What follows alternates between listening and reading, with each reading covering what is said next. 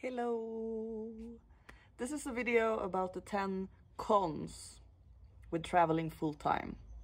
So when traveling all the time, obviously not everything is a dance of roses or sunshine and glitter all the time. And today I wanted to talk about the 10 cons about traveling full-time. And we'll start with number 1. Con number 1. It's funny, I was gonna open the list that I have and I just opened this instead. Nothing is real. Just a side note, by the way, nothing is real, so.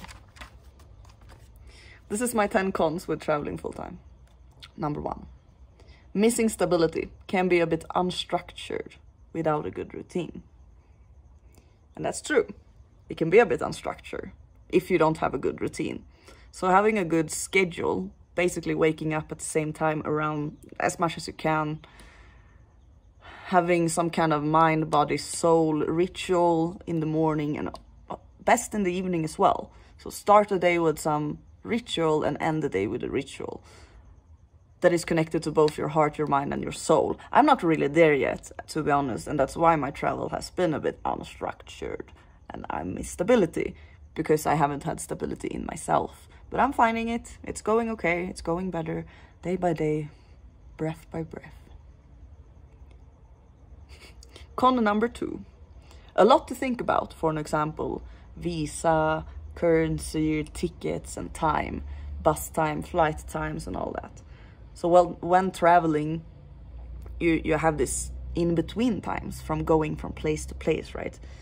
And then there can be a lot to think about sometimes, like what kind of visa do I need to have in order to even get into this country? What kind of currency are they using? And then you need to kind of learn the currency, but I have an app, so it helps a lot. Buses, trains, flights, all of that. It's not really a big, I mean, it is a con because it's annoying sometimes and, you know, it can be stressful and a lot to think about. Unnecessary information that maybe isn't really super necessary for your mind to process. But it's a part of traveling and you can make it good. Have a good music in your ears and see it as a transition. Con number 3. Hard to keep up with family and friends. Yeah, so when you're traveling, you don't really have the same kind of relationship with family and friends that you have compared to if you live in the same city or country, because you do meet them more often when you are closer to them, kind of obvious. So you have a different kind of connection, and I don't have so many close friendships, but I don't want that either. So the ones who is close to me will be there, and sometimes I don't have room for new ones, and that's why it's important to go with the flow and feel where my vibration is, so I'm in the right vibe.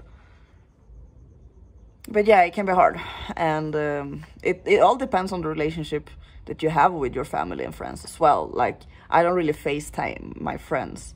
I don't really FaceTime my family, even though we said that we are gonna do it. It never really happens. So, but if you do that, then obviously it's easier to have a better connection with your friends and family. But I don't really have that. Con number 4, it can be traumatic. Yeah, full-time traveling can be traumatic because you are putting yourself in a higher risk of everything. So basically you can go through things that feels traumatic, whether it's happening within you or outside of your circumstances. Then you need to just heal that traumatic experience. It can be coming to India and seeing the poverty, for an example, or seeing the way how they treat animals, or the cows even, or dogs, or whatever, the pigs. So all of that things can really break your soul. It hurts. Or like countries when there's a war and stuff like that, you know. So it can be traumatic to travel full time, or like just travel. It depends on where you travel. Number 5, con number 5, limited storage, but it's also a pro, I've written, because it is a pro, because the less we have, the less baggage we feel. So the less things, like material things, the lighter we will feel. But obviously sometimes that can be annoying, because sometimes you really want something and you need to maybe swap it with another thing that you have, or just think about storage all the time. You know, sometimes I miss being able to just collect a lot of things, but I know that's just my ego just wanting to own stuff that I actually don't really need or care about so much anyway. So why should I do that? It's just unnecessary. Number 6. Con number 6. Con number 6. A lot of information to take in and process. It can be overwhelming. Yeah, that kind of says it for itself, right? Because the more we travel, the more we see, and the more we see, the more information we need to take in and process, and that can be overwhelming. We can be tired, especially if you go to a place that you've never been before, because it's a completely new culture. So there's a new experiences and new expressions and new feelings, sensations and flavors and things that you've never seen before, you know? Number 7, con number 7 is the jet lag and time differences. So traveling is actually the closest we can come to time travel, right? Especially with the time zones. When I went to Mexico from Europe, I was following the sun. So it was just sunny all the way. Like, it was weird. For 12 hours, it was just sunny. And when I came to Mexico, it was like in the morning-ish. So it was just sunny for a long period of time. And that's just weird. Time zones, it's just, it's not logical, right? We don't really understand it. There is, of course, an explanation to how time zone works. I just don't know. And I don't really want to know, because it's more fun to live like, wow, that's such a magical thing. If someone explained to me how it works. But can you do that? Because time is just a man-made, we made up that, human beings. But did we? Because it was, you know, it's the sun and the moon. So it's the cycles of day and night and the 28th lunar cycle. That's time. But we put numbers to it. Why did we put numbers to it? You know, it's just a complicated question. And jet lag is not really fun, because you're really like drugged out, because the time zones makes your body like, what is happening, you know?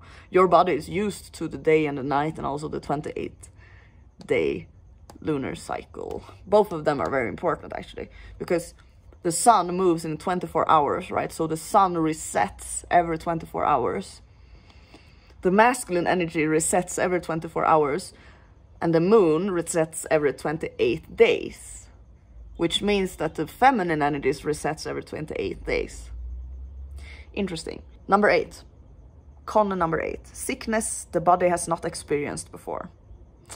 Yeah, so I had belly 2 times when I was in India. The first time I was sick for around 4 days, and it was not fun. It was not fun.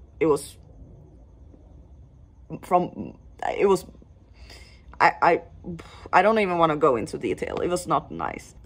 I've never been sick after that, but yeah, I haven't been back to India either, so. Con number 9. More dangerous situations than if we're in the same place 24/7. Also a higher risk of getting your stuff stolen. Yeah, well, we put ourselves in more dangerous situations, maybe, but at the same time, everything can kill us. So, I mean, you can just die right now from a heart attack, or like, even though you're sitting home, in your home, and not doing anything. So for me, in my own opinion, I rather experience life and put myself in a bit of higher risk of dying than not experience life and still have a higher risk of dying. Because we're all gonna die, you know? It's kind of fated. It's in our destiny to die. Number 10. This is the last con. It hurts when people leave. Yeah, it really hurts when people leave. But you also learn a lot about self-independence, self-love. And not everyone leaves. So that's good. Maybe just for a period of time, but that's just temporary. Some people do leave forever. Maybe we will meet them someday again in the future. We never know that. We never know that. I actually met a traveler. He's from the UK, and we met in Oaxaca, and then we met in San Jose, and then we met in Puerto Escondido. So, and he's like a older dude, he's like in his 50s or something, 60s, I don't remember. But he said that he met a girl when he was traveling when he was young, and then he met her again 30 years later, and she had like a husband and like 2 kids or stuff like that. I don't remember the details, but still, it's always possible to meet someone again. But obviously the life is going to be completely different. And then there are people who doesn't actually leave, who come back. There are not super many of them, but in my life, there are a few of them who doesn't leave. And that's my 10 cons with traveling full time. Yeah. That's it. So the question is, what overweighs the other, like the difference? Will I keep on traveling full time all the time? Because it's both 10. It's 10-10. Both 10 it's both 10 cons and 10 pros. If you haven't seen, I have a video with the 10 pros of traveling full time. You will see it there, I think. It could be there. Somewhere there. If you want to see the positive aspects of traveling full time, this was the negative ones or the cons. In my own opinion, in my own experiences. Thank you so much for watching this little video. You can write a comment. What do you think about my cons? Do you agree? Do you even know what I'm like talking about? Have you ever experienced this? What's up? You can do whatever you want to. Everyone who supports this channel, thank you so much. My heart is exploding. The subscribers and the people who likes, you are amazing. Thank you so much for you. And I will see you in the future. Hasta la vista. Hakuna Matata.